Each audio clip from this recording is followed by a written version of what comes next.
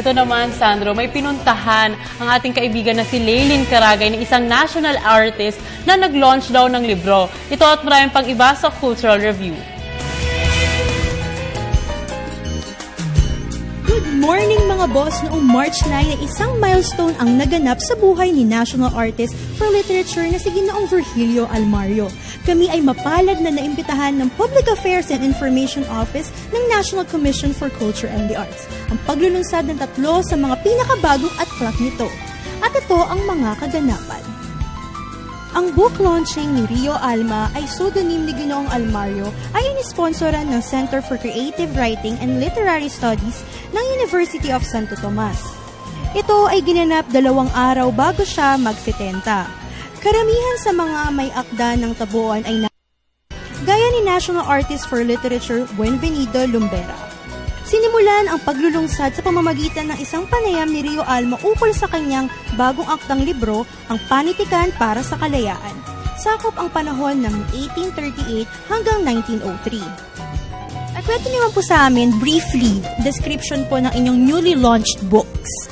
Yung 2 doon ay mga bahagi ng aking pag-aaral sa 19th century literature of the Philippines.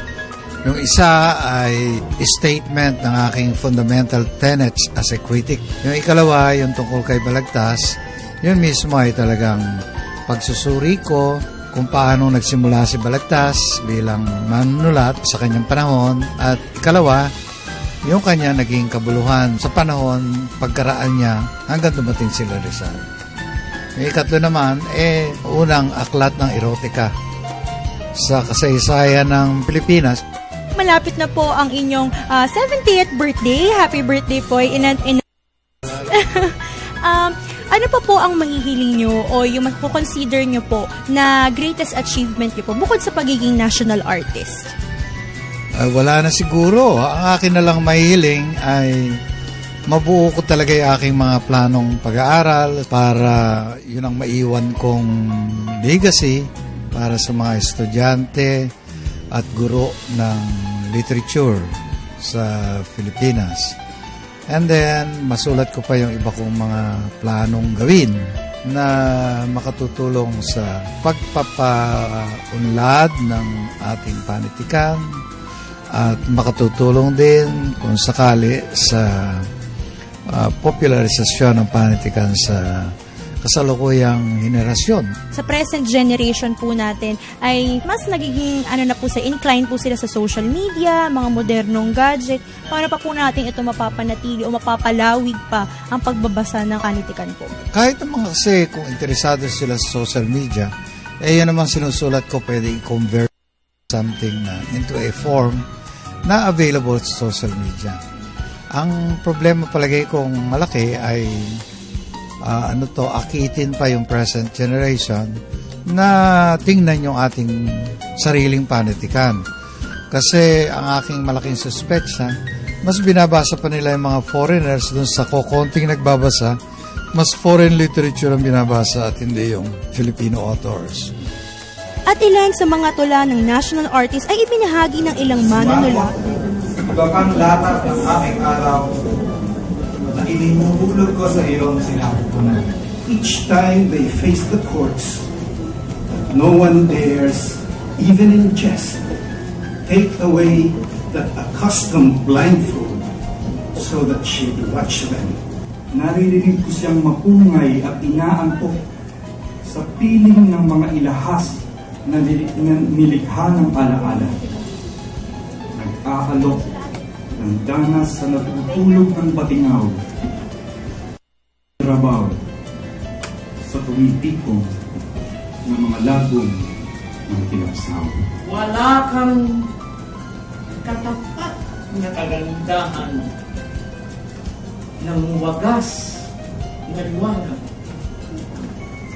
Dumudulog akong walang pamantayan, kundi rundog ng iyong gati. Binibinyagan ang sanggol sa pinili nilang simbahan. At kung sakali, hanggat maaari, ipagkakasal sa napili nilang altar. Ang pagsasali ni Dr. Gemino Abad sa tulang "Huwag mong itanong sa matandang makatang ito," "Don't ask this of the old poet," ang pinaka-uploaded sa lahat. Gusto sanang itanong kung bakit para siyang mandirigmang nag-uumang ng palaso sa kanyang manlilikha. Bulok na yon, isasagot niya, bulok. Katulad ng bulok ding pagsumpa laban sa silbi ng sabon o pagtatanim ng kamote sa sariling pantalon. Why he behaves like a centipede when he's in one of his demented fits or makes as if. And don't ask either, or no, don't ever ask why he would seem like a warrior aiming his war at his creator. Rotten. That is rotten, you would answer.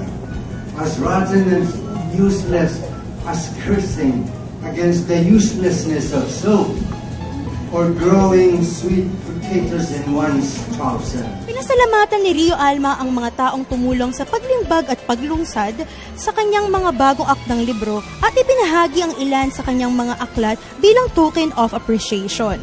Si Ginoong John Jack Wigley ng UST Publishing House ang nagbigay ng huling salita at programa sa book signing ng may akda na si National Artist for Literature Virgilio Almario. Anyanyahan niyo po ang ating mga kababayan na tangkilikin ang ating panitikan.